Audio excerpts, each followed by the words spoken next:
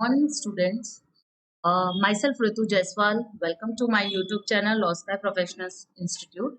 हम 11th का मैं 2 लेक्चर 11th के अकाउंटिंग एंड इट्स टर्मिनोलॉजी के रिकॉर्ड कर चुकी हूँ। आज उसका 3rd लेक्चर है। तो अगर आपने पहले के 2 लेक्चर नहीं देखे हैं तो उसका लिंक मैं डिस्क्रिप्शन बॉक्स में रख दूंगी। तो पहले आप पहले के 2 लेक्चर देख लीजिए और उसके बाद ये 3rd लेक्चर देखना। तो आज हम स्टार्ट करते हैं डे 3 से। तो हमारे कैरेक्टरिस्टिक हो गए थे, ऑब्जेक्टिव हो गए थे, एडवांटेजेस हो गए थे एंड लिमिटेशन ऑफ अकाउंटिंग हो गई थी। अब उसके बाद नेक्स्ट टॉपिक है accounting as an language of business की। अकाउंटिंग क्या है? लैंग्वेज है बिजनेस की। तो वो क्यों बोला गया है अकाउंटिंग को लैंग्वेज ऑफ बिजनेस, उसका डिस्क्रिप्शन नीचे दिया हुआ है। तो हम पढ़ते हैं। चलिए, accounting is known as a language of business. Accounting को क्या माना जाता है? लैंग्वेज ऑफ बिजनेस माना जाता है। Through accounting information of business transaction is provided. Accounting के थ्रू आप बिजनेस के जो वेरियस ट्रांजेक्शन होते हैं उनकी इंफॉर्मेशन आपको मिलती है। Through language either by writing और स्पीकिंग, एनालाइजिंग, इंटरप्रिटेटिंग। राइटिंग आपको पता है लिखने में, स्पीकिंग यानी बोलकर, एनालाइज मतलब कि मैं जो ट्रांजेक्शन हुए हैं उन पे उनको पढ़ रही हूँ और उनको समझ रही हूँ, उनको एनालाइज कर रही हूँ। और इंटरप्रिटेटिंग जब उनको अच्छे से डिस्क्राइब कर रही हूँ, दूसरों को समझा रही हूँ। दिस कंटेंट इज डिस्क्राइब्ड और explain by one person to other. दूसरे एक पर्सन के द्वारा दूसरे पर्सन को अकाउंटिंग की लैंग्वेज में वो ट्रांजेक्शन समझाए जाते हैं।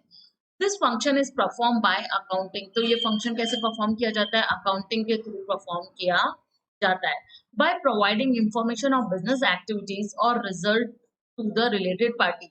यानी बिजनेस से रिलेटेड जो पार्टीज है उनको अकाउंटिंग के थ्रू अकाउंट से रिलेटेड या बिजनेस से रिलेटेड इंफॉर्मेशन प्रोवाइड की जाती है। Language is use with its own predetermined norm. यानी लैंग्वेज के खुद अपने ही कुछ रूल्स रेगुलेशंस, नॉर्म्स। नॉर्म्स मतलब वही होते हैं रूल्स, डिसिप्लिन, रूल्स रेगुलेशंस। खुद के कुछ रूल्स रेगुलेशंस हैं जो पहले से ही डिसाइडेड है। जैसे मैंने कल आपको बताया था कि institute of chartered accountant of India decide करती है अकाउंटिंग स्टैंडर्ड। लॉ में डिसाइड हुआ है कंपनीज एक्ट 1956, कंपनीज लॉ। और कंपनीज एक्ट अभी नया है 2013। Accounting is also use with its own pre determined rule. तो अकाउंटिंग के उसके खुद के प्री डिटरमाइंड रूल्स होते हैं। Accounting has a features of flexibility. Accounting में क्या होता है? फीचर होता है एक, उसका कैरेक्टरिस्टिक है किस चीज का? फ्लेक्सिबिलिटी की। उसमें थोड़े बहुत चेंजेस या उसको ऊपर नीचे किया जा सकता है। Hence time based change for are incorporated in it. मतलब जिस प्रकार से टेक्नोलॉजी चेंज हो रही है, जिस प्रकार से बाहर आपके सोसाइटी में जो चेंजेस हो रहे हैं, फैशन चेंजेस हो रहे हैं, इन सबको ध्यान में रखते हुए जो अकाउंटिंग के रूल्स हैं, जो प्री डिटरमाइंड स्टैंडर्ड्स हैं, उनमें भी इन चेंजेस को इनकॉर्पोरेट किया जाता है। In accounting also time based changes are incorporated. Accounting में टाइम बेस्ड चेंजेस को भी इनकॉर्पोरेट किया जाता है। In brief accounting provide information of accounts. यानी शॉर्ट में मैं बोलूँ तो अकाउंटिंग क्या करता है? अकाउंट्स की इंफॉर्मेशन देता है। Thus it work as a language. तो वो कैसे काम करता है? एक लैंग्वेज की तरह काम करता है। तो इसीलिए अकाउंटिंग को क्या बोला गया है? लैंग्वेज ऑफ बिजनेस बोला गया है। चलिए नेक्स्ट, अकाउंटिंग अ साइंस और एन आर्ट। अब बोला गया है क्या अकाउंटिंग अ साइंस और एन आर्ट? क्या अकाउंटिंग साइंस है या फिर आर्ट्स यानी कोई कला है? तो क्यों उसको आर्ट्स या साइंस बोला गया? तो पढ़ते हैं। Science is always based. Science क्या होती है? रूल्स और प्रिंसिपल्स पे बेस होती है। इसी प्रकार से हमारी अकाउंटिंग भी क्या होती है? रूल्स और प्रिंसिपल्स पे बेस होती है, जो सभी जगह ओवरऑल यूनिवर्सली क्या है? एक्सेप्टेड है। यानी यूनिवर्सली वही रूल्स और प्रिंसिपल्स चलते हैं। अब चलो पढ़ते हैं। Accounting is always based on rules and principle. These rules and principles are universally accepted. तो ये वाले रूल्स और प्रिंसिपल्स क्या होते हैं? यूनिवर्सली एक्सेप्टेड होते हैं। Accounting is also a science. Accounting इसीलिए क्या है? साइंस है। It's formation is based on, क्यों? क्योंकि जैसे साइंस के रूल यूनिवर्सली एक्सेप्ट होते हैं, इसी प्रकार अकाउंट्स के भी रूल्स क्या होते हैं, यूनिवर्सली एक्सेप्ट होते हैं। It's formation is based on rules and universally accepted principal prepared by human being, और वो वाले रूल्स जो यूनिवर्सली सबके द्वारा एक्सेप्ट किए जाते हैं। यानी अगर आप इंडिया की कोई कंपनी हो, आपने यहाँ के रूल्स और स्टैंडर्ड्स और कंपनीज एक्ट के अकॉर्डिंग अपने फाइनल अकाउंट्स को तैयार किया है, तो अगर आप फॉरेन में जाके इनकॉर्पोरेट करना चाहते हो, यानी मैं अमेरिका में अपनी कोई एमएनसी बनाना चाहती हूँ, यानी मैं अपनी कोई ब्रांच वहाँ ओपन करना चाहती हूँ, तो जो यहाँ के अकाउंटिंग वहाँ पे एक बार रजिस्टर करते समय जो मेरे को यहाँ के डॉक्यूमेंट्स दिखाने हैं, वो मुझे यहाँ के ही मैं वहाँ पर दिखा सकती हूँ। क्यों? क्योंकि वो यूनिवर्सली क्या है, एक्सेप्टेड है। To record economic transaction of business, they are classified on the basis of accounting rule. Economic transactions को क्लासिफाई करने के लिए, इकोनॉमिक ट्रांजेक्शंस को रिकॉर्ड करने के लिए, इकोनॉमिक ट्रांजेक्शन को समझने के लिए उसको अकाउंटिंग रूल्स के अकॉर्डिंग क्या किया जाता है, रिकॉर्ड किया जाता है। To record transaction and individual skill is not required, यानी पर्सनल मेरे अंदर क्या स्किल है उसकी रिक्वायरमेंट अकाउंट ट्रांजेक्शंस को रिकॉर्ड करने में नहीं होती है। आपको क्या पता होना चाहिए, आपको ये पता होना चाहिए कि इस ट्रांजेक्शन को डेबिट क्रेडिट रूल्स के अकॉर्डिंग मैं कैसे रिकॉर्ड करूं, ये चीजें आपको पता होनी चाहिए। मेरे अंदर क्या स्किल है उससे उसको कोई मतलब नहीं है। Only rules are to be followed, rules को फॉलो करना क्या है, कंपल्सरी है। मैंने कल भी बताया था कि लॉज में लिखा हुआ है कि अगर आप इन अकाउंटिंग स्टैंडर्ड्स को या इन चीजों को, या कंपनी लॉ में लिखा हुआ है इन चीजों को आप फॉलो नहीं करोगे तो आपके ऊपर इतनी इतनी पेनल्टी या वगैरह हो सकती है। When accounts are prepared by different person, चाहे अकाउंट डिफरेंट डिफरेंट पर्सन से बनाया गया, जैसे ए का अकाउंटेंट कोई और होगा, बी कंपनी का अकाउंटेंट कोई और होगा और सी कंपनी का अकाउंटेंट कोई और होगा, तो भी वो सब एक ही बात बोलेंगे। क्यों? क्योंकि उनके लिए फिक्स एक प्रेस्क्राइब्ड रूल्स हैं और सभी वही रूल फॉलो करते हुए अकाउंटिंग करते हैं। The process of preparation accounts and it's result would remain same, तो जो प्रोसेस है जो वो फॉलो करते हैं, जो स्टेप्स वो फॉलो करते हैं, जो प्रोसेस वो फॉलो करते हैं, वो सबके सबके लिए क्या होता है, सेम होता है, और उसका रिजल्ट भी इसलिए क्या आता है, सेम आता है। Thus due to rules and principle accounting is known as science, इसीलिए रूल्स और प्रिंसिपल के कारण अकाउंटिंग को क्या बोला गया है, साइंस बोला गया है। Apart from science accounting is known as arts also, science के अलावा अकाउंटिंग को आर्ट्स भी बोला जाता है। आर्ट्स क्यों बोला जाता है? Accounting is mainly categorise into 3 categories, तो अकाउंटिंग को मेनली 3 कैटेगरी में डिस्ट्रीब्यूट किया गया है। एक फाइनेंशियल अकाउंटिंग, कॉस्ट अकाउंटिंग और मैनेजमेंट अकाउंटिंग। ये रहा financial accounting, cost accounting and management accounting. Keeping the limitation of these accounting in mind, इन चीजों को माइंड में, इनकी लिमिटेशंस को माइंड में रखते हुए specific skill to prepare accounts is also required, मतलब आपके अंदर वो वाली स्किल या वो वाली नॉलेज तो होनी ही चाहिए जो अकाउंट्स बनाने के लिए क्या है, रिक्वायर्ड है। यानी आप कॉमर्स फील्ड के होने चाहिए। ऑफकोर्स साइंस के बच्चों को अगर मैं कुछ अकाउंट्स प्रिपेयर करने के लिए दे दूं तो वो नहीं कर पाएगा। The presentation of anything in different manner without changing its nature and meaning is known as arts. तो आर्ट्स क्या होती है कि आप सामने वाले का मीनिंग चेंज मत करो, मतलब जो वो कहना चाहता है आप उसी चीजों को करो, उन्हीं चीजों को कहो, बस एक थोड़ा प्रेजेंटेशन का वे आप बदल सकते हो। तो इसी प्रकार से अकाउंट्स में आप प्रेजेंटेशन का वे बदल सकते हो, हैंडराइटिंग बदल सकते हो, पर जो डेबिट होता है वो तो हमेशा डेबिट ही होगा और जो क्रेडिट होता है वो हमेशा क्रेडिट होगा। यानी आप जो बना रहे हो, जो प्रेजेंट कर रहे हो, उसके कारण आपके अकाउंट्स का नेचर यानी आपके ट्रांजेक्शन का नेचर बदलना नहीं चाहिए, इसीलिए उसको क्या बोला गया है, आर्ट्स बोला गया है। चलिए अब एक नया टॉपिक है कॉल, अभी कैरेक्टरिस्टिक ऑफ अकाउंटिंग तो हमने पढ़ा ही था, अब ये qualitative characteristic of accounting information की, क्वालिटेटिव कैरेक्टरिस्टिक क्या है अकाउंटिंग इंफॉर्मेशन के, तो पहला पढ़ते हैं। पहला है रिलायबिलिटी। रिलायबिलिटी मतलब क्या होता है बच्चों? रिलायबिलिटी मतलब होता है भरोसा, कि आप उन पर कितना फेथ करते हो, आप उन पर कितना, वो कितने रियल है, कितने रियलिस्टिक है उनमें, ठीक है। तो the first qualitative feature of accounting is reliability, कि उस पर रिलाय किया जा सकता है। क्यों? क्योंकि वो without without failing in rules and regulation बनाए गए हैं, इसलिए आप उन पे क्या कर सकते हो, रिलाय कर सकते हो। द यूजर्स इवन, एक और बात इसमें बताऊं कि इवन फाइनलाइजेशन के टाइम पे जब 31 मार्च आती है और आप फाइनल करते हो अकाउंट्स को, तो उसके बाद जब आपकी ऑडिट होती है तो आपको एक सर्टिफाइड चार्टर्ड अकाउंटेंट से उनको क्या कराना होता है, ऑथराइज्ड भी कराने होते हैं कि योर अकाउंट इज प्रॉपर और वो फुल रूल्स एंड रेगुलेशंस के अकॉर्डिंग बनाए गए हैं। तो जैसे नोटरी में कोई वकील आपके डॉक्यूमेंट्स को ट्रू कॉपी या नोटरी करके देता है, वैसे ही अकाउंट्स को वेरीफाई करने के लिए चार्टर्ड अकाउंटेंट्स क्या देते हैं, रिलायबिलिटी। तो अकाउंट्स को वेरीफाई करने के लिए चार्टर्ड अकाउंटेंट्स उनको क्या करते हैं, वेरीफाई करते हैं और उनका साइन और सील वहां पर होता है। The first qualitative feature of accounting is reliability. The user of information believes that prepared information represent real picture. कि जो information बनाई गई है, जो accounts बनाए गए हैं, वो आपकी business का, आपकी company का, आपकी firm का, whatever type of business you are going through, जो भी business आप चला रहे हैं, उसका real picture show कर रहा है, ये वो show करते हैं। The task of information prepare is to certain the trust of user। क्यों बनाए जाते हैं अकाउंट्स, ताकि हम जो यूजर्स हैं उसके, जो जैसे क्रेडिटर हुए, आपके गवर्नमेंट हुई, डिबेंचर होल्डर्स हुए, शेयर होल्डर्स हुए, स्टेक होल्डर्स हुए, ओनर्स हुए, ये सब जो यूजर्स हैं उसके, वो उनको क्या कर सके, उनके दिल में कंपनी के प्रति ट्रस्ट पैदा कर सके। The prepared information has to be completely errorless. जो इंफॉर्मेशन उनको दिखाई जाती है वो कंप्लीटली एररलेस, यानी उसमें कोई भी एरर नहीं होती है, उसमें एरर होने के चांसेस 0% होते हैं। There should not be inclusion of opinion of an accountant or any other party। उसमें किसी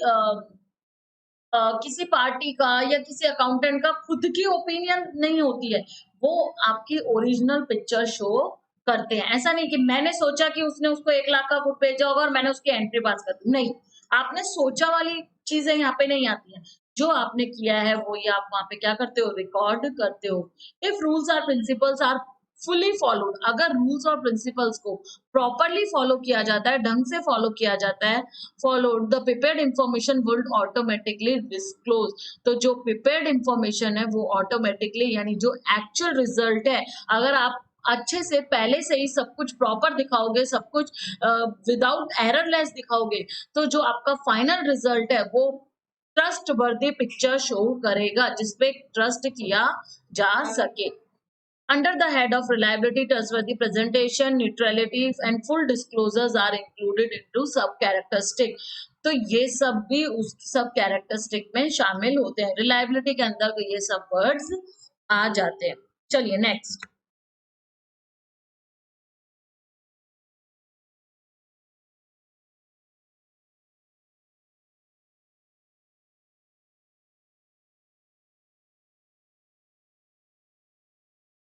रिलायबिलिटी हमारा हो गया था। नेक्स्ट चलते हैं, रेलिवेंस। रेलिवेंस मतलब क्या होता है, रेलिवेंट, रेलिवेंस वर्ड बना है रेलिवेंट से। रेलिवेंट मतलब इम्पोर्टेंट, यानी जो बहुत ज्यादा जिसकी जरूरत है वो रेलिवेंट चीज है। तो रेलिवेंस से वर्ड बना है रेलिवेंट से। तो पढ़ते हैं, relevant information is that information which meets the need of user. तो रेलिवेंट वो होता है जो हमारी जरूरतें हैं, जो हमारी ज़रूरतों से जो हमारी ज़रूरतों को फुलफिल करते हैं। And it compete enough to meet the need of users of information, और वो उससे कम्पीट भी करते हैं।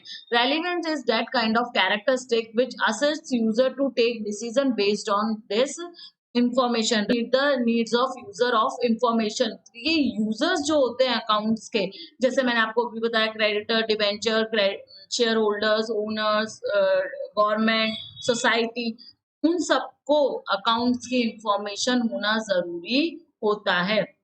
Relevance is that kind of characteristic which assists user to take decision based on this information. वो इसके बेसिस पे डिसीजन लेते हैं कि वेदर हमें ये काम मतलब ये इस कंपनी में हमें पैसा लगाना चाहिए या नहीं लगाना चाहिए, ये कंपनी कितनी ट्रस्टवर्दी है या नहीं है। ये सब किस पे बेस होता है? रेलिवेंस के ऊपर बेस होता है।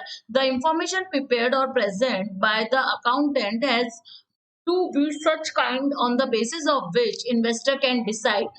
अब ये वही मैं बता रही हूँ आपको कि अकाउंट्स क्या होते हैं? अकाउंट्स वो चीज है जिसके ऊपर इन्वेस्टर ये डिसाइड कर सकता है कि इस कंपनी में पैसा लगाना सही है या नहीं है, कितने टाइम के लिए पैसा लगाना चाहिए, फ्यूचर में हमें इस कंपनी के साथ काम करना है या नहीं करना है। ये सब तो देखिए whether is past decision was appropriate, कि उसने अगर पैसा लगा रखा है तो क्या वो सही जगह लगा रखा है।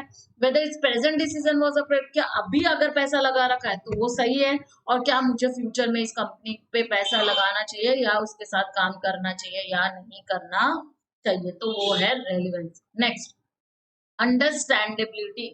अब आपका ऑफ कोर्स अकाउंट्स क्या होने चाहिए, इस ऐसा भी नहीं है कि सिर्फ कॉमर्स वाले लोगों बंदों को ही समझ में आए कि क्या ट्रांजैक्शन हुआ। इस तरीके से भी अकाउंट्स के स्टैंडर्ड्स और रूल्स फॉर्म नहीं किए गए हैं। अकाउंट्स के स्टैंडर्ड्स और रूल्स कुछ इस तरीके से फॉर्म किए गए हैं कि अगर कोई दूसरा कोई बंदा है, यानी साइंस से रिलेटेड है या दूसरी किसी फील्ड से रिलेटेड है, तो उसको भी समझ में आ जाए पढ़कर कि एक्चुअली ट्रांजैक्शन हुआ क्या होगा।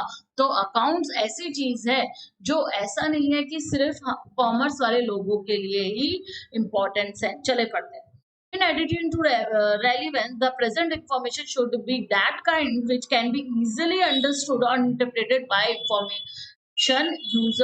information user, यानी जो भी यूजर है उन सबको समझ आ जाए, जिससे वो सब उसका प्रॉपर इंटरप्रिटेशन निकाल सके। इस तरीके से अकाउंट्स बनाए जाते हैं। Understandability means provide information should have clear meaning, कि जो इंफॉर्मेशन आपको उस चीज को देखकर मिल रही है वो क्या होनी चाहिए, आपके दिमाग में क्लियर होनी चाहिए। हाँ भाई ये चीज ये कहना चाहती है। At the same time, preliminary knowledge of business activity and accounting is expected from the users of information। और उसी टाइम पर बिजनेस एक्टिव मतलब बेसिक नॉलेज होना, यानी जो फर्स्ट यानी पहली नॉलेज है बिजनेस की वो होना भी जरूरी है। Accounts has its own terminology, accounts की क्या होती है? खुद की एक टर्मिनोलॉजीज होती है। रूल्स प्रिंसिपल्स, ये मैंने आपको बताया कि अकाउंट्स के खुद के रूल्स होते हैं, खुद के प्रिंसिपल्स होते हैं, खुद के स्टैंडर्ड्स होते हैं जो उनको फॉलो करने होते हैं। If information user is not acquainted with this, अगर जो इंफॉर्मेशन यूजर है उसको ये इंफॉर्मेशन नहीं मिलेगी अकाउंट्स देख के, he will not be able to understand presented information easily. तो जो इंफॉर्मेशन आप प्रेजेंट करना चाहते हो, जो ट्रांजेक्शन आप प्रेजेंट करना चाहते हो, वो उसको समझ में नहीं आएगा। In brief, information presented in account should be qualitative of understandability, यानी उसमें एक क्वालिटी होनी चाहिए किस चीज की? अंडरस्टैंडेबिलिटी की, कि वो पढ़ते ही समझ में आए इस तरीके से। नेक्स्ट, कंपैरेटिबिलिटी। तो कंपैरेटिबिलिटी क्या होता है कि अकाउंट्स इस तरीके से बनाए जाने चाहिए कि आप अपने करंट डेटा को पास्ट डेटा के साथ क्या कर सको? कंपेयर कर सको, और कंपैरिजन करना क्या हो? इजी हो। अगर आप अपने प्रेजेंट डेटा को पास्ट डेटा के साथ कंपेयर नहीं कर पाओगे तो आपको कैसे पता चलेगा कि पिछले सालों में मेरी कंपनी क्या ग्रोथ, पिछले सालों के मुताबिक इस साल मेरी कंपनी ने कितना ग्रोथ किया, क्या ग्रोथ किया, कहाँ मुझे नेसेसरी इंप्रूवमेंट की जरूरत है, ये सब नहीं पता चलेगा। इसलिए कंपैरेटिबिलिटी क्या है? जरूरी है। Another qualitative characteristic of accounting is comparability. Accounting information should be prepared and presented in such a manner where user can undertake comparison of profitability. अभी मैंने आपको बताया कि कैसे पता चलेगा कि पिछले सालों के मुताबिक इस साल मेरी कंपनी ने ज्यादा प्रॉफिट किया या नहीं किया। And economic solvency of two periods, कोई दो या दो से ज्यादा पीरियड्स का इकोनॉमिक सॉल्वेंसी की मेरा स्टेटस कहाँ फॉल करता है। Due to quality of comparativity, user take their decision by undertaking the comparison of results of two different period। मानो मैंने ABC लिमिटेड के 100 शेयर खरीद रखे थे, इस साल कंपनी ने और ज्यादा प्रॉफिट किया, डायरेक्टर मेरे को ऐसा बोलता है कि कंपनी ने ना इस साल 100 करोड़ का प्रॉफिट ज्यादा किया है, तो मैम आपने जहाँ 100 शेयर खरीद रखे हैं, आप उसको बढ़ा सकती है क्योंकि आप हमारी कंपनी पे रिलाई कीजिए। तो मुझे कैसे पता चलेगा? ऑफकोर्स अकाउंट से पता चलेगा। अब जब मैं अकाउंट्स देखूंगी तो उसने मुझे सिर्फ इस साल का अकाउंट्स दिया, पिछले सालों के अकाउंट्स नहीं दिए, तो मुझे कैसा पता चलेगा कि ये 100 करोड़ पिछले से ज्यादा है? तो मेरे को पिछले साल के डेटा चाहिए होंगे। अब पिछले साल के डेटा उसने किसी अलग स्टैंडर्ड, किसी अलग नॉर्म्स से बनाए थे, और इस साल के डेटा उसने किसी अलग स्टैंडर्ड या अलग नॉर्म से बनाए, तो मैं कंपैरिजन कैसे करूंगी? इसीलिए आपके डेटा ऐसे होने चाहिए कि उनमें कंपैरिजन आसानी से हो सके। In case of a company, it includes accounting information of previous year and current year for income statement, balance sheet, and cash flow. Hence, the comparison of accounting information of two different periods. Even जब आप practical life में देखेंगे कि जो balance sheet देखेंगे practical life में, या आप किसी भी साइट्स पे देख लीजिए किसी कंपनी की बैलेंस शीट, आप यहाँ पे जो आपकी लाइब्रेरीज होती है वहां पे रखते ही हैं वो जनरल, आपकी जो बुक्स रखते हैं उसमें उनकी balance sheet, profit and loss account वगैरह होते हैं, जो उनका वो ब्रोशर वगैरह होता है उसमें भी वो लोग देते हैं। तो वो जो दे रहे हैं बैलेंस शीट और पी एंड एल अकाउंट, वो देखिए आप दो साल के एक साथ बनाया जाता है, जैसे 1918 का और 2019 का, 2018 का, क्यों 2 साल का? ताकि लोग आपस में कंपेयर कर सके कि इनकम इतनी बड़ी, खर्चा इतना कम हुआ, प्रॉफिट इतना बड़ा। क्यों बनाते हैं ऐसा? ताकि यूजर्स को वो समझने में आसानी होती है। ठीक है, चलिए अब ये था आपका, ये हुए 4 इसके कैरेक्टरिस्टिक्स। कौन से? Qualitative characteristics. ठीक है, अब हम चलते हैं आगे, users of accounting information and there needs, कि यूजर्स कौन होते हैं जिनको अकाउंटिंग इंफॉर्मेशन की जरूरत होती है और उनकी नीड्स क्या होती है। तो पहले डायरेक्ट पॉइंट्स पे चलते हैं। मैनेजमेंट, ये पढ़ने की जरूरत नहीं है बच्चों, ये इंट्रोडक्शन है, आप खुद पढ़ लीजिएगा, काम का नहीं होता। चलिए, management in company form, shareholders are treated as owner or the board of director undertakes the management। अब आपको मैंने बीए का भी एक लेक्चर डाला था, उसमें मैनेजमेंट कौन होता है, मैनेजमेंट किस कौन कौन से टाइप का होता है वो डाला था, तो आप वहां से देख लीजिएगा मैनेजमेंट क्या होता है। तो अब ये बताया, in a company form shareholder are treated, shareholders जो होते हैं जिनके पास कंपनी का स्टेक होता है, तो वो क्या होता है? ओनर होते हैं या फिर board of director of company होते हैं जो मैनेजमेंट को चलाते हैं, अंडरटेक करते हैं। The effects of policy decision made by them is reflected in accounts।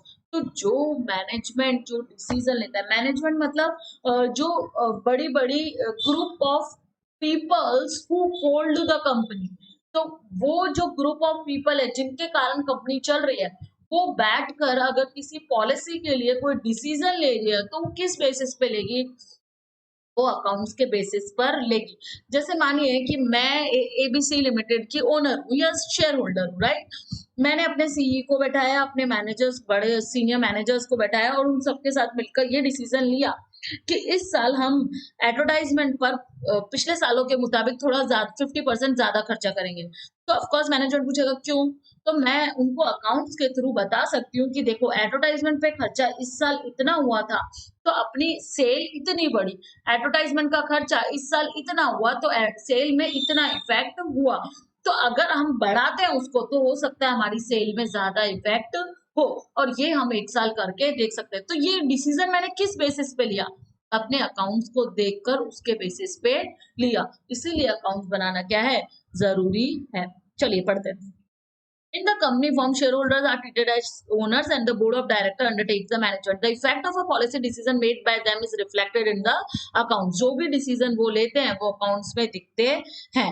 Whether they have achieved determined goal or not, कि उन्होंने determined जो goal उन्होंने decide किए थे वो achieve हुए या नहीं हुए, ये भी उनको accounts के through पता चलता है। That information can be obtained from accounts। वो information उनको कहाँ से मिलती है? accounts के through मिलती है। Their function is to achieve predetermined goal। उनका फंक्शन क्या होता है कि आपने जो गोल डिसाइड किया है उसके लिए वो उस डायरेक्शन में काम करे और उसके अकॉर्डिंग उसके थ्रू क्या करे? प्लानिंग करे और कंट्रोल करे। they identify the variance by comparing plans estimates with actual results। जो भी आपकी प्लानिंग होती है तो वो चेक करते हैं कि आपने जो प्लान किया था कि हाँ मैंने इतना प्लान किया था और एक्चुअली कितना उस प्लान के अकॉर्डिंग काम हुआ और कितना उस पे उसका अवॉइडेंस हुआ, राइट। तो accounts is the best tool to measure the efficiency of management. तो अकाउंट्स क्या है, बेस्ट टूल है ये ध्यान रखने के लिए कि मैनेजमेंट कितना एफिशिएंटली काम कर रहा है। Management can be classified as internal user, तो मैनेजमेंट को क्या बोला जाएगा, इंटरनल यूजर। नेक्स्ट, कि अभी भी मैंने आपको बताया था शेयर होल्डर। तो शेयर होल्डर किस बेसिस पर डिसीजन ले कि मुझे इस कंपनी में अब शेयर रखने चाहिए, इतने का शेयर रखना चाहिए, या नंबर ऑफ शेयर्स ये होने चाहिए, या ड्यूटीज क्या है, या कंपनी कितना प्रॉफिट कर रही है। तो ये किस बेसिस पे लेंगे, ये किस बेसिस पे लेंगे, अकाउंट्स के बेसिस पे लेंगे कि कंपनी फ्यूचर में कैसा ग्रोथ करेगी। तो as per the legal provision management has to send the certified copies of account to the all the share. तो लीगल प्रोविजन है ये, मैंने बताया ना आपको कि कंपनीज एक्ट में बहुत सारे इसके लिए भी प्रोविजंस बनाए गए हैं, जो बताता है कि मैनेजमेंट को एक सर्टिफाइड कॉपी ऑफ अकाउंट्स किसको भेजनी होती है, to all the share holder in a prescribe time, एक फिक्स टाइम के अंदर भेजनी होती है। It is a right of share holder, ये क्या है, शेयर होल्डर का अधिकार है, to obtain a copy of account at the same time it is the duty of the company. तो ये कंपनी की भी ड्यूटी है कि उनको प्रॉपर टाइम के अंदर क्या मिल जाए, अकाउंट्स मिल जाए, ताकि वो अपनी चीजों को देख सके। Shareholder analyze published financial and non-financial information and undertake review of decision of their investment, कि उनको फ्यूचर में कंपनी में इन्वेस्ट करना चाहिए और कितना इन्वेस्ट करना चाहिए या नहीं, ये अकाउंट्स के बेसिस पे डिसीजन लिया जाता है। They can learn about the development and forecast of the company, forecast the future of the company, और वो उसके बेसिस पे कंपनी का क्या करते हैं, फोरकास्ट करते हैं कि कंपनी कितना ग्रोथ करेगी या नहीं। Next, potential share holder. अब ये था शेयर होल्डर और ये है पोटेंशियल। पोटेंशियल यानी फ्यूचर शेयर होल्डर, यानी नए शेयर होल्डर। कि नए शेयर होल्डर यानी मैंने अभी तक मेरा उस कंपनी में कोई भी शेयर नहीं था, पर मैं चाहती हूँ उस कंपनी में इन्वेस्ट करना, मैं उस कंपनी के शेयर खरीदना चाहती हूँ। तो पहले मैं क्या करूँ, उस कंपनी के पिछले 4 साल या 5 साल या 10 साल के अकाउंट्स चेक करूँ कि वो कंपनी किस लेवल पर है, उसका इकोनॉमिक स्टेटस क्या है। This category of share holder desires to buy, ठीक है, डिजायर मतलब उनकी इच्छा होती है शेयर खरीदने की उस कंपनी की। Desires to buy a share of the company after investing in the company to decide whether they will expected return or not. Invest कि अगर वो इस कंपनी में इन्वेस्ट करेंगे तो उनका जो जितना रिटर्न वो चाहते हैं उतना उनको मिलेगा या नहीं मिलेगा। ये किस बेसिस पर डिसाइड होता है, अकाउंट्स के बेसिस पर decide. They use accounting information of the company for that purpose, इस पर्पस के लिए वो क्या यूज करते हैं, अकाउंट्स यूज करते हैं। Next, creditors. क्रेडिटर्स कौन होते हैं, जो कंपनी की लायबिलिटी है जिनको फ्यूचर में हमें पे करना है, राइट। तो क्रेडिटर्स ये देखते हैं कि हमने जिनको गुड्स क्रेडिट पे दिया है वो कंपनी प्रॉपर वर्क कर रही है या नहीं कर रही है, और हमारा पैसा, हमारे ड्यूज, हमारे कलेक्शंस वो कभी कहीं फेल तो नहीं हो जाएंगे हमें देने में, राइट। तो वो होते हैं creditors. In creditors, short term creditors are those who provide facility of good on credit. तो क्रेडिटर कौन होते हैं, जो हमें गुड्स क्रेडिट पर देते हैं to the business enterprise. Besides in long term, दो प्रकार के होते हैं, शॉर्ट टर्म क्रेडिटर और लॉन्ग टर्म। और लॉन्ग टर्म क्रेडिटर्स होंगे जो हमें बिजनेस करने के लिए लोन देंगे। तो जो हमें बिजनेस करने के लिए लोन देते हैं उनको भी ये डर होता है कि हमारा पैसा अगर कंपनी में लगा हुआ है तो वो कंपनी कहीं डूब नहीं जाए, इसलिए वो बार बार हर साल ये चेक करते रहते हैं कि कंपनी प्रॉपरली काम कर रही है या नहीं कर रही। उनको लगता है कि नहीं कर रही है तो वो कंपनी से डिमांड कर सकते हैं कोर्ट में जाके कि आप हमारा पैसा वापस कर दीजिए। Besides, in long-term credit, financial institution debenture holders are included. These party have to collect their dues in future from the company. मतलब उनको अपने dues कंपनी से फ्यूचर में क्या करने होते हैं, वापस लेने होते हैं। These parties use published accounts to know the present and future earning capacity and economic condition of the company. तो ये लोग क्या करते हैं, जो पब्लिश्ड अकाउंट्स है प्रेजेंट करंट के और जो फ्यूचर अर्निंग कैपेसिटी क्या होगी कंपनी की, वो अकाउंट्स देखकर पता करते हैं। नेक्स्ट, बच्चों मुझे पता है ये थियरी है, थोड़ा बोरिंग है, पर एग्जाम में तो पूछा ही जाएगा, इसलिए हमारे पास कोई ऑप्शन नहीं है, इसलिए आप पढ़ ही लीजिए और मेरे साथ साथ पढ़ लीजिए। मैं कोशिश कर रही हूँ आपको प्रैक्टिकल एग्जाम्पल्स के साथ लिंक कर करके समझाने की, लेकिन पढ़ना तो पड़ेगा। आप एग्जाम में ये नहीं लिख सकते कि थियरी था तो मैंने नहीं पढ़ा। वैसे एक और बात बता दूं, सिर्फ अकाउंट्स में ये एक ही चैप्टर ऐसा है जिसमें थोड़ा बहुत थियरी है, कुछ है आगे सेकंड पार्ट में अकाउंटिंग स्टैंडर्ड वगैरह, देसी नामा वगैरह, उसमें भी थोड़ी बहुत थियरी है। पर ये एक चैप्टर है जो पूरा फुली थियरी है, क्योंकि ये आपको अकाउंट्स के बारे में बता रहा है। पहले आपको थियरी पता होगी तभी तो आप प्रैक्टिकल कर पाओगे। तो इसीलिए ये चैप्टर पढ़ना बहुत ज़रूरी है, अदरवाइज़ मैं डायरेक्ट प्रैक्टिकल से स्टार्ट कराती। इसलिए आप बोर मत होइए, थोड़े बड़े-बड़े इसीलिए डाल रही हूँ वीडियोज़, ताकि आप तो हमारा चैप्टर फटाफट खत्म हो जाए बोरिंग पार्ट और हम प्रैक्टिकल पार्ट पर आ जाए। इसलिए आप वीडियोज़ पूरे देखिए, शॉर्ट में मत देखिए, शॉर्ट में देखोगे कुछ मिस हो जाएगा और आपके समझने में भूल हो जाएगी। इसलिए आप पूरे-पूरे वीडियोज़ देखिए और बुक सामने खोल कर पढ़िए, ताकि आपको इंटरेस्ट आए। जो चीज़ें मैं अंडरलाइन कर रही हूँ, वो आप भी अंडरलाइन कर लीजिए। एक ही बात है, आप स्कूल में पढ़ते, अभी स्कूल से नहीं पढ़ पा रहे हो इसलिए यूट्यूब पे पढ़ रहे हो। तो एक ही बात है, आप स्कूल में भी 45-35 मिनट्स का लेक्चर लेते हो, तो यहाँ पे भी ले सकते हैं आप। तो कीजिए प्लीज़, ठीक है? चलिए। For accounts of the company, the employee of the company acquires the information about their salary improvement. तो employees के क्या काम आता है भाई? हम सोचते हैं कि मैं है ना टीसीएस में काम करता हूँ और टीसीएस का टर्नओवर तो इतना ज्यादा है, पर हमें क्या मिलता है? That's matter. टीसीएस के टर्नओवर से हमें क्या कोई मतलब नहीं है। मैं अगर टीसीएस की एम्प्लॉय हूँ तो मुझे कितना पैसा देते हैं इससे मुझे मतलब है।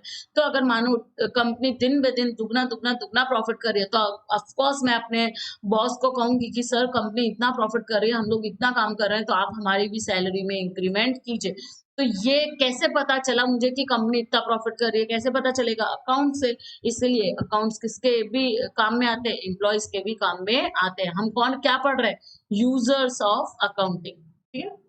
From accounts of the company, the employees of the company acquire the information about their salary improvement. अभी जब मैंने बात किया कि मैं बॉस को बोलूंगी कि 2 साल से मेरी सैलरी इतनी है, जबकि आप इतना अच्छा प्रॉफिट कमा रहे हैं, तो आप मेरी सैलरी भी थोड़ा इंक्रीज कीजिए। बोनस की बात कर सकती हूँ, जॉब सेफ्टी की बात कर सकती हूँ। भाई कंपनी रियली ग्रोथ करती जा रही है, तो मेरी जॉब सिक्योर है। या फिर जैसे अभी आपको पता है करंट सिचुएशन से मैं इसको थोड़ा लिंक करूँ, तो बहुत सारे एमबीए मेरे कुछ फ्रेंड्स हैं जो एमबीए में हैं, और उनको उनकी कंपनीज को अभी ड्यू टू कोविड अभी 2-3 महीने बंद किया गया, तो उनकी कंपनीज को इतना लॉस हुआ कि उन्होंने जो एग्जिस्टिंग ये एम्प्लॉयज है उनका 30% पैकेज कर दिया। जहाँ उनको 2 लाख 3 लाख पर मंथ मिलता था, वहाँ उनको अब 20,000 30,000 40,000 पर मंथ मिलता है।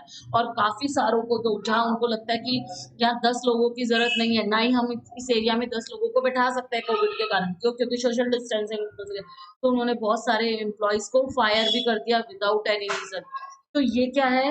Job safety. हमें लगता है कि हमारी कंपनी अच्छा काम प्रॉफिट नहीं कर रही है, लॉस आ रहा है, तो ऑफ कोर्स 2-3 साल में ऐसा होगा कि कंपनी हमें क्या कर देगी? फायर कर देगी। क्यों? क्योंकि वो हमारी सैलरी अफोर्ड नहीं कर पाएँगे। तो हमें ये कैसे पता चला? अकाउंट्स के थ्रू पता चला कि हमारी जॉब सिक्योर है या नहीं है। Generally profit of account is important for employ. They present their demand before management on the basis of employ. वो अपनी डिमांड कर सकते हैं प्रॉफिट के बेसिस पे कंपनी के सामने। Next, tax authority. Of course जब गवर्नमेंट, आप अकाउंट्स नहीं बनाओगे तो गवर्नमेंट को कैसा पता चलेगा कि आपका टैक्स इतना था? जब गवर्नमेंट को ये पता नहीं चलेगा कि आपकी इनकम इतनी थी, तो वो टैक्स की डिमांड कैसे करेगी कि आपको कितना टैक्स चुकाना है और जो आपने टैक्स चुकाया वो करेक्ट है या नहीं है? तो आपके फाइनल अकाउंट्स के बेसिस पे ये पता किया जाता है कि इस साल आप कंपनी ने कितना प्रॉफिट किया और जो टैक्स आपने चुकाया है वो सही है या नहीं है। तो different type of taxes are collected by the government in the country, keeping in mind business income, activities of business and other factor. To collect these taxes in the budget of every year, government makes provision, और उसके basis पे provision भी बनाए जाते हैं। On the basis of these provision taxes are paid by business enterprise और company. तो उनके बेसिस पे ही टैक्स पे किया जाता है। Next, customer. हम बोलते हैं, आपको पता है जैसे अभी ये बात बता रही हूँ, हमारे घर में, मेरे ही घर में एक बात चल रही है, हमें नया टीवी लेना है, क्योंकि हमारा टीवी बहुत 15-20 साल पुराना हो गया है, तो हमें नया टीवी लेना है। तो जैसे मैं प्रेफर करती हूँ कि ब्रांड का प्रोडक्ट लिया जाए, क्योंकि ब्रांड का अगर प्रोडक्ट होगा तो लॉन्ग ड्यूरेशन के लिए काम करेगा।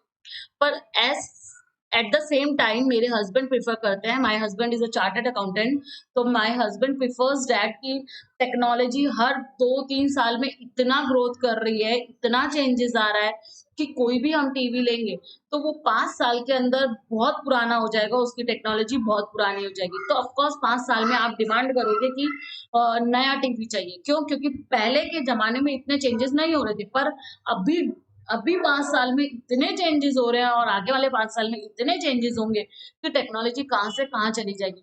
तो my husband Mithun is saying that कि ड्यू टू दैट कि टेक्नोलॉजी में इतना चेंजेस हो रहा है, इसलिए हमें 70 80 1 लाख तक के टीवी सोनी एलजी पर जाने की रिक्वायरमेंट नहीं है। क्यों? क्योंकि हम 1 लाख रुपीज सिर्फ 5 साल के लिए इन्वेस्ट कर दे टीवी में और जिसकी बाद 5 साल बाद कोई वर्थ भी नहीं रहेगी ड्यू टू टेक्नोलॉजी, तो फिर क्या मतलब है 1 लाख रुपए खर्च करेंगे? That's why we are thinking कि हम कुछ लोकल ब्रांड का ही टीवी ले लें, ज़्यादा पैसा उसपे नहीं लगाएँ। क्यों? क्योंकि हम क्या सोच रहे हैं कि वो अब मिथुन का क्या कहना है? मिथुन का ये कहना है कि हाँ, ब्रांड वाली कंपनी होगी तो अच्छा टीवी देगी। वो बात सच है। ब्रांड होगा तो ऑफ कोर्स ज़्यादा चलेगा, अच्छा टीवी देगा, क्वालिटी अच्छी देगा, साउंड अच्छा देगा, सब कुछ अच्छा देगा। पर eight the same time they are also charging amount for their goodwill and for their brand। वो सिर्फ उन पार्ट्स का या जो हमें प्रोडक्ट प्रोवाइड करा रहे हैं 1 लाख रुपए सिर्फ उस चीज का नहीं ले रहे हैं, वो 1 लाख रुपए अपने नाम का भी ले रहे हैं। जैसे सोनी का गुडविल ही इतनी है, नाम से बिकता है प्रोडक्ट। एलजी ले लो, सोनी ले लो, सैमसंग ले लो, इन सबके प्रोडक्ट नाम से बिकते हैं। तो वो 1 लाख रुपए के अंदर कुछ पोर्शन 40 बोलो, 30 बोलो, 15 बोलो, I don't know about that, but कुछ पोर्शन उनके सिर्फ नाम का भी है, उनके सिर्फ ब्रांड का भी है। तो मिथुन इज सेइंग दैट कि why we waste money on that brand, कि हम उनको उनकी ब्रांड का पैसा क्यों दें, इससे अच्छा हम लोकल ले लें। तो यही मैं आपको बताना चाहती हूँ कि कस्टमर को कहाँ से पता चला कि वो एक अच्छा ब्रांड है। क्यों? क्योंकि हम देख रहे हैं कि सोनी वाला, एलजी वाला, सैमसंग वाला, ये सब जो ब्रांड के टीवीज है, ये दिन ब दिन इतना प्रॉफिट कमा रहे हैं कि वो अपने प्रोडक्ट को और हायर लेवल के प्राइसेस पर लेते जा रहे हैं। ठीक है? तो ये मैं आपको बताना चाहती हूँ। तो ये चीज मेरे को कैसे पता चली? इनके अकाउंट्स को देखकर पता चली। Company of the customer of the business can be considered one of the significant component of profit creation, कि उनकी कंपनी की अर्निंग कितनी है। Existing market is not the market of sellers. सिर्फ सेलर का मार्केट नहीं है, एग्जिस्टिंग मार्केट क्या है? बायर का भी मार्केट है। बायर्स की नीड्स, बायर्स की रिक्वायरमेंट, बायर्स की उनको सब चीजों को भी ध्यान में रखा जाना चाहिए। For buyer means customer, various act of privilege and they are fully aware of their rights and purchase of product. उनको पता है कि हमें हमारे राइट्स क्या हैं, हम इस प्रोडक्ट को परचेज करेंगे। तो वो सब आइडियाज उनको about the price of the product.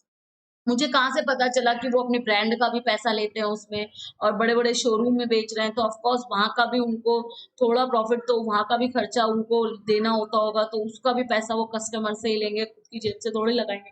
तो वो मुझे कहाँ से पता चलेगा? वो मुझे पता चला होगा उनके प्राइस ऑफ द शेयर से, प्राइस ऑफ द प्रोडक्ट से, गुडविल ऑफ द प्रोडक्ट से। ठीक है? तो ये सब क्या चीज़ें हैं, अकाउंट्स पे ही बेस होती है। Next, foreign entrepreneur.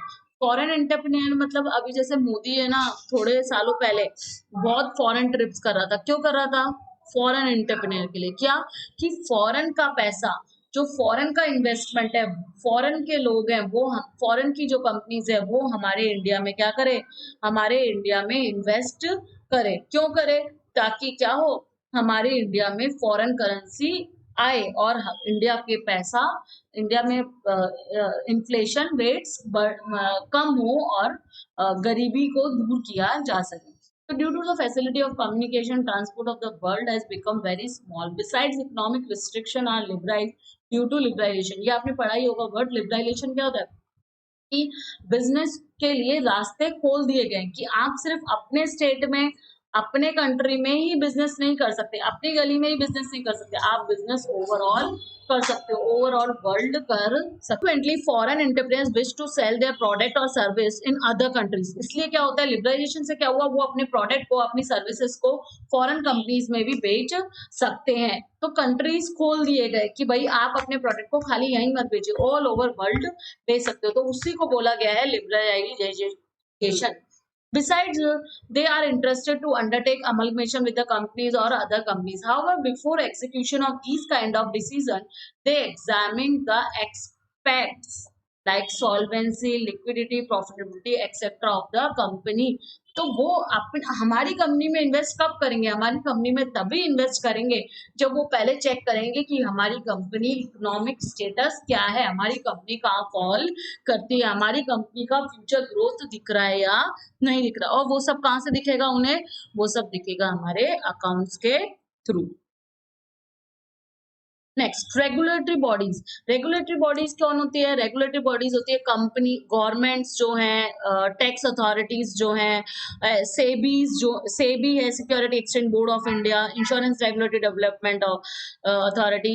ये सब जो रेगुलेटरी बॉडीज है वो उनको भी ये देखना होता है कि कंपनी जो काम कर रही है उस पर कंट्रोल करना होता है कि वो प्रॉपरली काम कर रही है या नहीं कर रही। तो वो कैसे पता चलता है? उनको अकाउंट्स के थ्रू ही पता चलता है। A company form a business is controlled either by the government or regulatory body formed by the government. So the general public will not have any kind of financial loss due to any step. कि उनको control रखना होता है कि कोई भी company ऐसा step नहीं उठाए जिसके कारण जनरल पब्लिक को, जिनका पैसा कंपनी में लगा हुआ है, उनको कोई लॉस हो जाए। तो इस प्रकार से रेगुलेटरी बॉडी फाइनेंशियल अकाउंट्स को देखते हुए ध्यान रखती है कि कंपनीज ऐसा कोई भी काम नहीं करे। इसीलिए जो security exchange board of India है उनके पास कंपनीज को रजिस्टर, जहाँ पे कंपनी रजिस्टर्ड होती है वहां पे अपने डेटास को भेजना होता है। This body use accounts for preparation of rules and guidelines की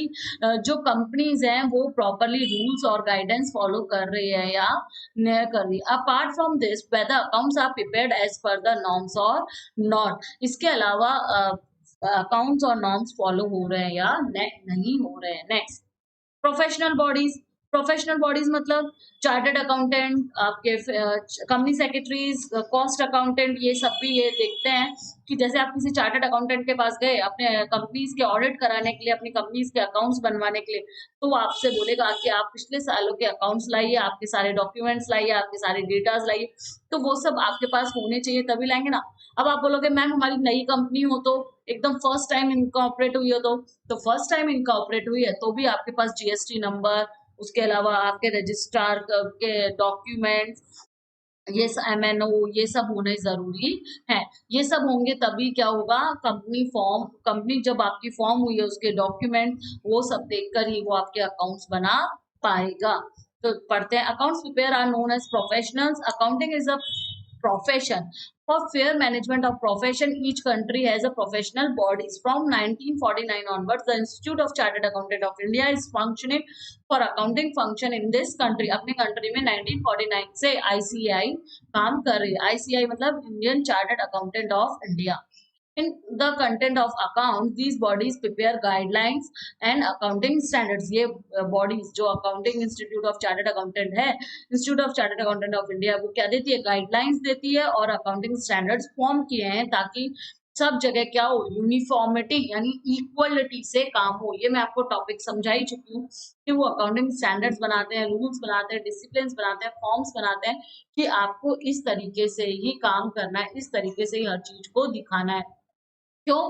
ताकि हर जितने लोग अकाउंट कर रहे हैं वो सब एक यूनिफॉर्मिटी पे काम कर सके, कुछ अपने हिसाब से काम नहीं करें। In addition to this institute chartered secretary of India, cost accountant of India, ये सब भी अपने सजेशंस उनको प्रोवाइड करते हैं, गाइडलाइंस प्रोवाइड करते हैं। Next, research and analyst. Researcher कौन होते हैं?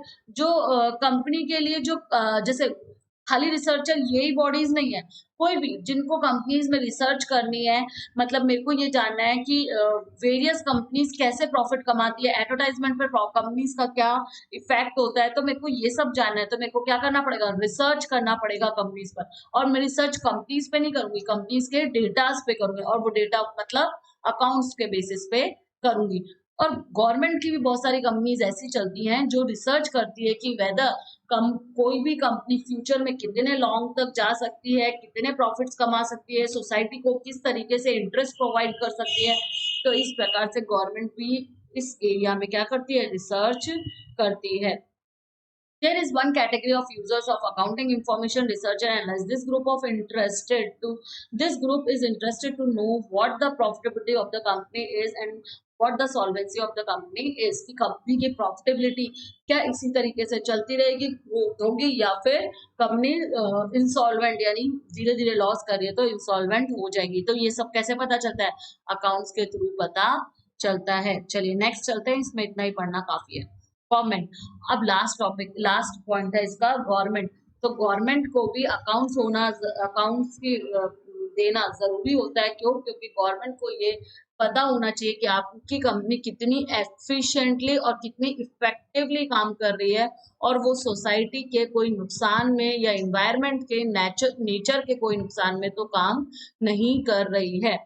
चलिए, it is a responsibility of a government to become effective or efficient management in the country. The government form policy for development of the company. For the formation of policy, relevant information is required. अगर आपको कोई company create करनी है, कोई company बनानी है या अपने बिजनेस को एक्सपांड करना है जो पहले से चल रहा था, तो उसके लिए जो गवर्नमेंट पॉलिसीज बनी हुई है उन सबको आपको फॉलो करना होगा, और कंपनी को, गवर्नमेंट को ये चेक करना होगा कि आप वो सब फॉलो कर रहे हो या नहीं कर रहे। The formation presented by companies is collected and is used for the formation of national policies. This accounting information plays vital role in the policy oriented decision of the government. के ये एक बड़ा रोल निभाते हैं government को ये सोचने में कि ये कंपनी को हमें ऑर्डर देना चाहिए रजिस्टर होने के लिए, या हमें इनके मतलब कंपनी क्या करती, गवर्नमेंट क्या करती है, पहले उसके ऑब्जेक्टिव्स चेक करती है, उसकी स्ट्रैटेजीज चेक करती है, उनके प्लान्स चेक करती है, और उस अकॉर्डिंग डिसीजन लेती है कि कंपनी को हमें रजिस्टर करना चाहिए या नहीं करना चाहिए। वो किसी के लॉस में तो, यानी किसी नेचर या ह्यूमन के लॉस में तो नहीं है। इस तरीके से ये यूजर्स हैं अकाउंट्स के जो आपको पढ़ने जरूरी है। चलिए आज के लिए इतना ही काफी है students. Thank you students. Again I am saying, if you like my video then like it, share it and comment on it, because आपके कमेंट से हमें क्या मिलता है? मोटिवेशन मिलता है कि हम और वीडियोस डालें। ठीक है, तो आप कमेंट कीजिए, कमेंट नहीं करना चाहते तो एटलीस्ट लाइक कीजिए, ताकि मुझे पता चले कि आप लोग ये वीडियोस देख रहे हैं और आप इंटरेस्ट ले रहे हैं इसमें। है। और प्लीज अपने फ्रेंड्स और सबके साथ इसको जरूर शेयर कीजिए, क्योंकि जैसे मैं नॉलेज बांट रही हूँ इस तरीके से आप भी बांट सकते हो। अगर आप खुद नहीं बना सकते हो तो जो लोग बना रहे हैं उनके बांटिए, ताकि सबको इसका बेनिफिट मिल सके। चलिए, थैंक यू स्टूडेंट्स।